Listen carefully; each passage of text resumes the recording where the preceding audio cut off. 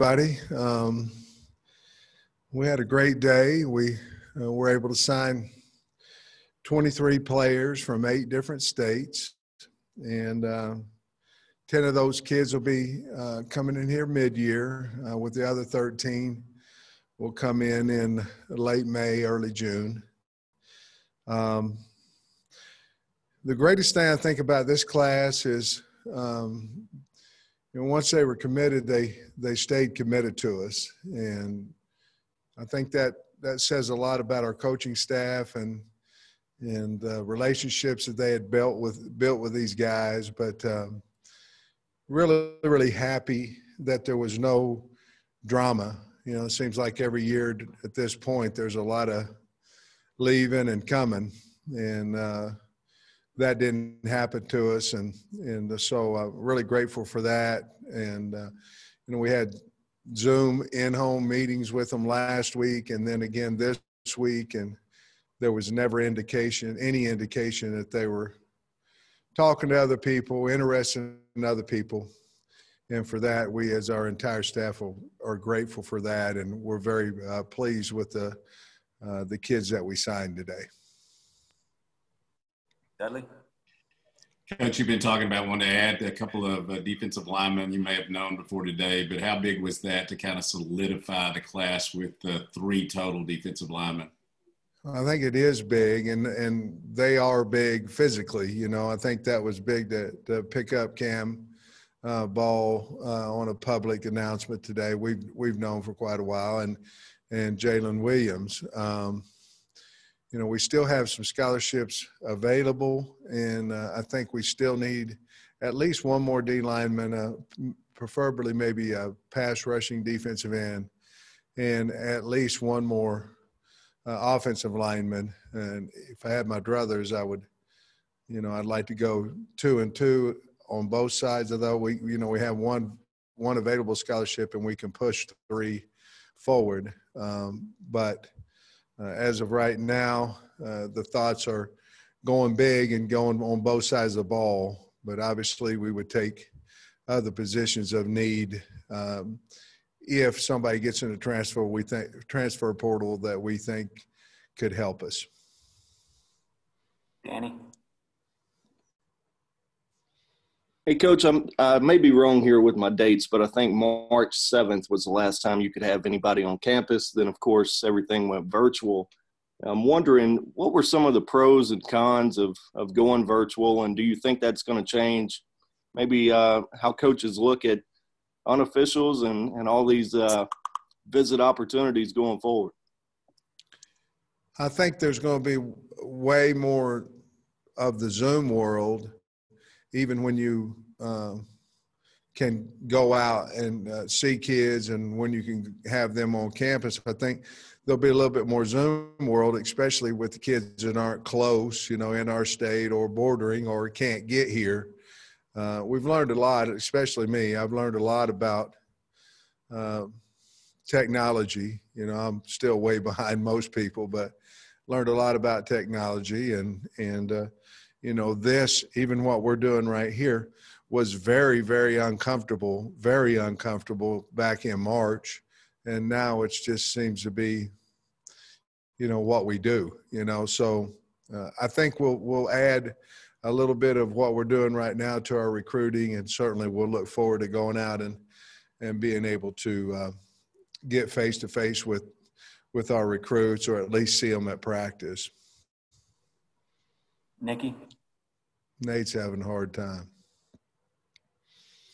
Yeah. No, Sam, unless I miscounted, there are only like 3 from Arkansas. Was that a concern that you only had? I mean, I could have miscounted that, but there are less from Arkansas than you would have liked this year? Well, we got 4 from Arkansas, and I don't know that we offered a whole lot more than that. Certainly you want to get a lot of kids in your own state. I believe that the Razorback means something to them, but we did not get every kid in our state that we offered, even though we would have liked to, but we were not able to lock down the state totally. Nikki? Yeah, Coach, what do you think you've added with the skill position guys, especially the wide receivers, that could definitely be an area where there's room for a young guy to come in and impact? Yeah, I thought Coach Stepp did a great job with those guys. And if you look, there's a lot of talent there with Keytron and Rocket and Jaden and Bryce. Bryce Stevens will have a decent chance, a good chance to win the 100 meters and the 4A there in Oklahoma, and AJ's won it. The running back there, AJ Green, and I know we're talking specifically about wideouts, but we got good speed. Obviously Keytron Jackson is a highly recruited kid. Rocket Sanders can play several different spots. We want him as a running back, as a wide receiver, but he's going to play running back for us as well. He's a big athletic guy. And of course, Jaden Wilson is he's a long ball threat, can catch, nice, great size on him. And you look at the DBs, and we signed 5 of them, so obviously Barry, our system runs 3 safeties back there and 2 corners. And so we wanted to go heavy at that position. We got some really good safeties in that group. We got a nice transfer, Trent Gordon at corner, that we hope and feel like will come in here and give us immediate help. And then, Kewan Parker has great speed, the kid out of Booker T. And Chase Lowry is an athletic guy that can help us in punt returning as well as corner or possible safety. And then Jermaine Hamilton Jordan is a guy that could play a nickel all the way back to a safety position for us. So I think those guys right there, Nikki, we're very, very pleased with those guys. We needed help, and certainly Coach Carter and Coach Stepp did a great job of recruiting their position. Tom? Hi, Sam. Could you say a couple of words about the 2 quarterbacks you got in this class? Yeah, I like them. They're Landon Rogers, obviously here in the state, very big, very athletic. I think he's a guy that would really fit into what we're doing offensively, and has a very strong arm. I think he's still developing. I think he can become much better than what he is right now, but he can run. He's got really good speed, and he's a physical guy, big. Lucas Coley is certainly a guy that's a run and pass threat as well. Not quite as big as Landon, but has played a good ball there in Texas and had a lot of success, very smart. So we felt like we needed 2 quarterbacks in this class. That was one of the things that we started the whole needs with a long time ago, and Coach Browse was able to get those guys to come here. Otis? Yeah, Coach, can you talk a little bit more about each of those defensive linemen, maybe what each of them do well, Solomon and the 2 you got today, and also Outley, just talk about him. You were thin at tight end, and Aaron Outley can help you also. So talk about those 4 if you don't care. Solomon Wright, I loved him. I loved him on tape. He has great explosiveness and can really run. Now, he's not quite as tall as what your typical D lineman would be in the SEC, but he's also much quicker and can run. And I loved him when I saw him on tape. I knew his daddy. His dad played there. Kenyatta had played there at Oklahoma State, and he's a wonderful guy. And we went after him hard, and I was really happy we were able to sign him. Jaylen Williams. We've been on him for a long time. We tried. He was a high school qualifier, and we tried to get him last year to come in and help us. And he wanted to wait and see his other options and different things and play there to junior college and all that stuff. And we were able to get him. He's over 300 pounds. And then Cam Ball, we've recruited him, seemed like forever as well. But he's a guy that, you know, I think a lot of teams have looked at both ways, offensive or defensive line, but he wants to play D-line. I think our needs are both sides, but we need some young, big defensive linemen, and he was able to fit that bill. We were very fortunate to get him. And then Aaron Outley, he was one of the guys, the first guys in this class when I got here that I wanted to offer. I thought he fit in perfectly with what we do. Obviously had an unfortunate injury there, but his injury is healing well. He'll be on time. He's on time on his schedule. But I just thought he was exactly what we need as a tight end, maybe what other teams are playing with at tight end. And I was very, very high on him, still am. Yeah, Sam, I was going to ask you more specific about Trent Gordon, how he popped up on your radar. And also he was a corner, then I think he moved to safety this year. Where do you project him being in the secondary when he gets here? We signed him to play corner, and, he went into the portal, and Sam evaluated him. Coach Carter evaluated him. Barry did, and then I did. And just a wonderful kid. You know, he's from Texas, so it allowed him to get back closer to home, playing the SEC. And we're just really happy we got him, but we want to play him at corner. Scotty.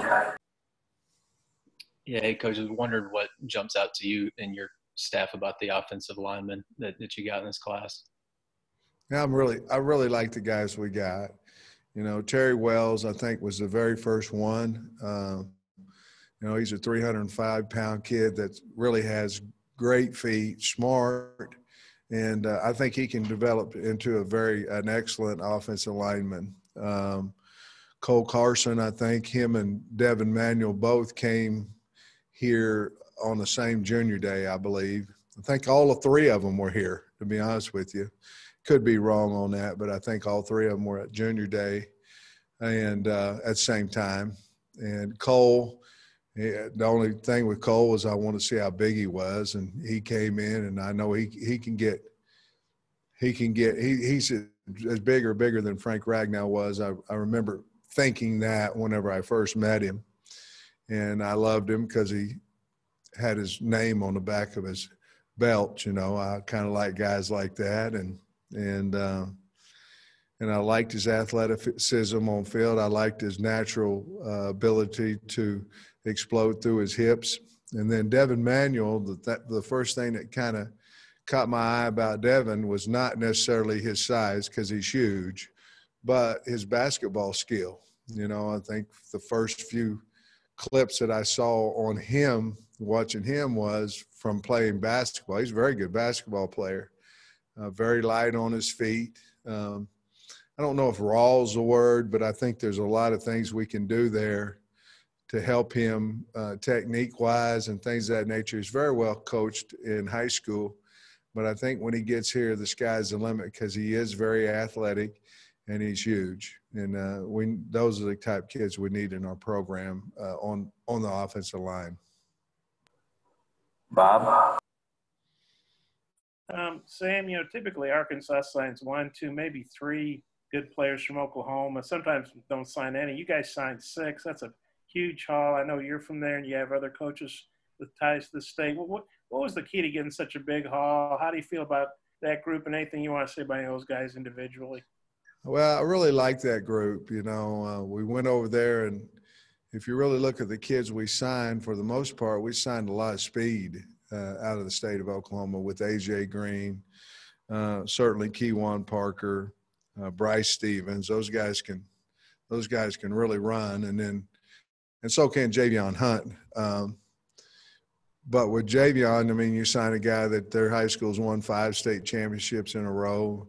Very tough. Their main running back for several years. And then, of course, we signed Cam Little, who, in our opinion, is as good a kicker as there is in the country. And we were very fortunate to get him. You look from here to Oklahoma City, and I don't think it's much more than 3 hours. Maybe if it is, it's not much more than that. And, of course, Tulsa's, it depends on how fast and traffic, but you're looking at an hour and a half. And we should go over there to Oklahoma and signing 6 out of there. Certainly was a plan. You know, when you get the head coaching job, you try to form your staff around obviously good men, good coaches, and then good recruiters, and then where can they go into? You know, we still have a Georgia ties on our staff, and we were able to go in Georgia and sign, I think, 3. And we have Oklahoma guys, myself, Cooper, Brad Davis played at the University of Oklahoma. So we have several different guys that have ties in the state of Oklahoma, and it certainly was good for us this year. Yeah, Barry's from Oklahoma too, right? Barry Odom, he's from Oklahoma. Yeah, Barry's from Maysville and Ada, and certainly, so that's another guy. You're right. Hey, Benny. Yeah, Coach, I think you'd probably say that there's certain core principles that make somebody a good recruiter, but also there's probably more than one way to skin a cat. And Justin Stepp is developing a pretty solid resume right now as a recruiter. And I was curious what he does that's similar to what you do, and maybe what he does that's different than what you do to allow him to have some success. I think there's, you know, certainly some similarities. I mean, a good recruiter works hard, but I've seen guys that work hard that didn't sign people too, you know. I mean, but the first thing, you have to be a relentless working guy. I mean, and it's unfortunate, but sometimes the recruit has to come first, you know, over, you know, you're at a dinner date with your wife and the recruit calls you, you better pick it up. And some of that's a little bit unfortunate, but that's our job. And so you have to become a hard worker. I mean, you have to be a hard worker, and then you have to be very, very competitive. Recruiting has to be personal to you. If you lose a kid at Arkansas, any school in the country, it has to hurt you. It has to be personal, and I think it is to Stepp. I don't know that he was a huge note writer before I came in here, but I know he uses that a lot in his approach now. And then, you know, he's very, very believable because he tells the truth. And you know, if you just say what you feel and you come from the heart, I think the more you do it, the harder it is for those kids to say they no to you.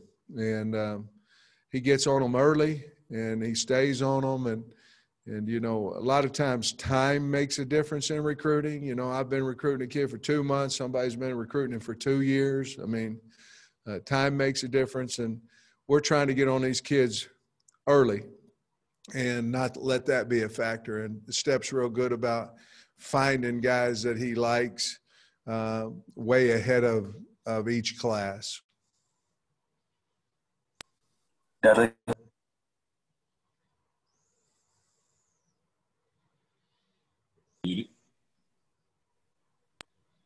You signed 2 linebackers in this class, 2 very productive ones. Just talk about them a little bit in Avad and Paul. I like Marco. You know, he transferred schools, ended up over to Jonesboro, and I think he had a lot of improvement. Probably a lot of it's because he was a senior, you know, had another year, and obviously Jonesboro has it with Randy, has a great program over there, and but he's long. I think he's going to be a really big guy. He can run, so I think he's going to really develop into a fine player. And Paul out of Georgia, he's a Mike to me. He's big, you know. I don't know. I think he's probably around 250. He's a big linebacker. One that can handle the A gaps. We needed one of those guys because we're not real big at linebacker, and so we wanted to go out there and get him. We were very fortunate there, and I'm not telling you that one of our 4 remaining scholarships wouldn't be for a linebacker as well, but it might be one of those stand-up or defensive end type rushers, you know, combination guys. That could also, if you can stand up on the edge, you certainly can go into the middle. Now, I know they're 2 different positions, but body type, they're pretty much identical. And so, again, be honest with you, Dudley, we just had to get bigger. You know, I mean, when we run out there and other teams run out there, you know, that's had a little bit longer to recruit than we have, they look like an SEC team, and we're getting there, but we can't get pushed around on both sides of the ball. And the only way I know how to do that is sign bigger and better athletes and with your off-season program. So we just had one off-season program, and hopefully we will continue to prove that part of it. We have to give them big people to work with too, and that's what I believe we did in the linebacker spot. Nate. Yeah, Sam, just how difficult was it this year with the COVID deal where you easily one postponement away from playing a game this week, where you got a signing date and you're still trying to get your team ready to play? Just how difficult would that be, and how difficult was it for you? It was hard to prioritize time. Certainly not this week, because this week was all about recruiting because we don't have a game. But last week was hard. You're looking at COVID numbers, losing kids on Tuesday at practice for whatever reason, all those different things. Plus, you're doing home visits at night. We had to get 23 of those in on Sunday, Monday, Tuesday, Wednesday. So you look at 45 minutes to an hour on each one of those, and plus with film and watching practice and preparing for practice.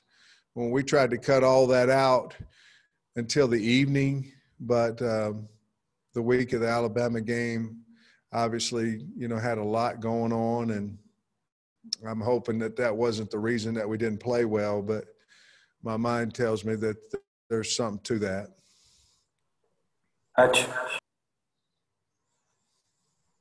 Yes, Sam, when you have so much of your class already signed and you said you got 4 spots left, what do the next couple of weeks and months look like from a recruiting standpoint? What are you going to try to get done? And can you kind of shift focus to 2022? Well, you have to. I mean, our focus has been on 2022 now, heavy focus over the last month. I think you have to, especially once we got pretty close to our number. But we have 4 left. I want to find the 4 best players in the world that can come in here and help us. And obviously, if that's a high school player, we're still going to recruit high school kids. But if that's a high school player, but my mind is telling me I want 4 guys that have played the game that can help us immediately. Now, that could be a kid, a very highly touted guy coming out of high school as well. I still don't believe that recruiting's over. And, in other words, I believe there's still really good players out there, because a year ago today we're sitting here and I don't remember how many we had signed, maybe 6. And my mind was believing that we was going to go sign the greatest class ever, and once you get out on the road, you realize a lot of the kids are gone already, so but we're going to concentrate on those 4 very, very important scholarships, and we're going to move forward in the 2022 class. 2 more. Nikki.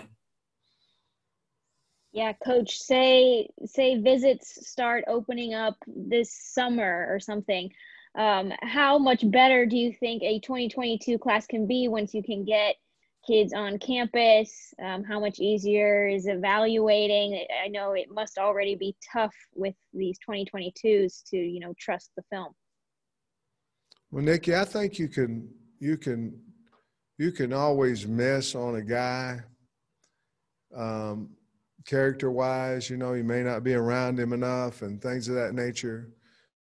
But it's very hard to miss on a kid athletically if you have him on your campus and he's worked out for you. You ask him to do exactly what you're going to ask, him to do in individual and in team. Those are things that are a little bit scary about what's going on right now. You want to make sure you're right on a kid, have him come to camp. And so, that would be invaluable. I mean, that'd be crazy value to that. The other thing is, you know, going to people's homes and things, you can find out a lot about, and they can find out a lot about us too. But Arkansas, to me, is a school that if we can ever get them on campus, we have a much better opportunity to sign them. And certainly we haven't been able to do that, but, you know, we've made tapes and different things. We had virtual in-home visits and all that kind of stuff. But it's still not the personality of the people coming out and the sincerity and the honesty and all those things coming out. So I think anytime that we can get in front of them, and I think obviously camps, I guess to answer your question with one word, camps would be the thing that probably would help us more than anything. Last one, Tom. So you're pointing toward a bowl now, Sam. I wonder what – do you have any preferences? Would you like to keep it geographically close just due to the circumstances? Well, I don't really know exactly what our bowl opportunities are as far as the starting point, you know. I would imagine it, you know, will be somewhere within the Texas, the Armed Forces, the Music City, possibly the Liberty Bowl, those bowls in that probably in that category, anticipation-wise. On a normal year, you know, when you get to your pick, if on a normal year you would really want to pick proximity, you know, you'd want to be able to make it easy for the fans so you could load that stadium up and things of that nature. That's still a high priority for that, you know, if we were able to have a pick. But at the same time, you know, there's places you can go for recruiting and different things of that nature. There's a lot involved in where you end up in a bowl, and then sometimes they just pick you, and that's where you go. But so obviously Liberty sticks out because we're close. Texas sticks out because we recruit that state. Nashville sticks out because it's 8 hours from here or whatever, 8.5 hours, 9 hours. So, and Fort Worth. So all those bowls are located well. We just want to go, and when we go, we want to win it. So whichever one we can go in there and play well and win, that's the one we'd like to go to. But I'll discuss that with Hunter about what his thoughts are as well. All right, that'll wrap us up. Thanks, Coach.